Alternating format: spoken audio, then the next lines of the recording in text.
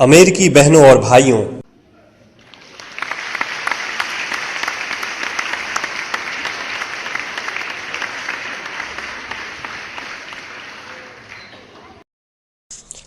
आपके इस स्नेहपूर्ण और जोरदार स्वागत से मेरा हृदय अपार हर्ष से भर गया है। मैं आपको दुनिया के सबसे पौराणिक भिक्षुओं की तरफ से धन्यवाद देता हूं। मैं आपको सभी धर्मों की जननी की तरफ से धन्यवाद देता हूं और मैं आपको सभी जाति संप्रदाय के लाखों करोड़ों हिंदुओं की तरफ से धन्यवाद देता हूं।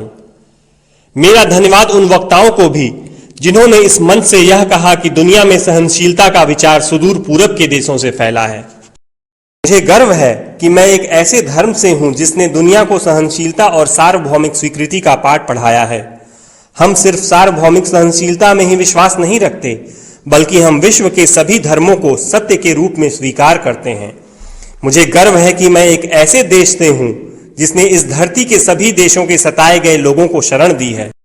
मुझे यह बताते हुए गर्व हो रहा है कि हमने अपने हृदय में उन इजरायलियों की शुद्धतम स्मृतियां बचा कर रखी हैं जिनके मंदिरों को रोमनों ने तोड़ तोड़कर खंडहर बना दिया और तब उन्होंने दक्षिण भारत में शरण ली।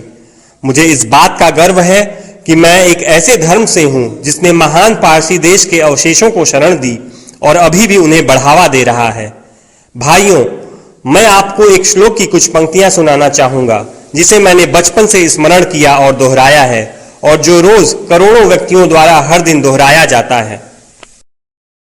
जिस तरह विभिन्न धाराओं की उत्पत्ति विभिन्न स्रोतों से होती है, उसी प्रकार मनुष्य अपनी इच्छा के अनुरूप अलग अलग मार्ग चुनता है।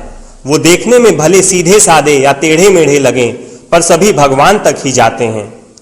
वर्तमान सम्मेलन, जो कि आज तक की सबसे पवित्र सभाओं में से है, स्वयं में गीता में बताए गए एक सिद्धांत का प्रमाण है। जो भी मुझ तक आता है, चाहे किसी भी रूप में, मैं उस तक पहुंचता हूं।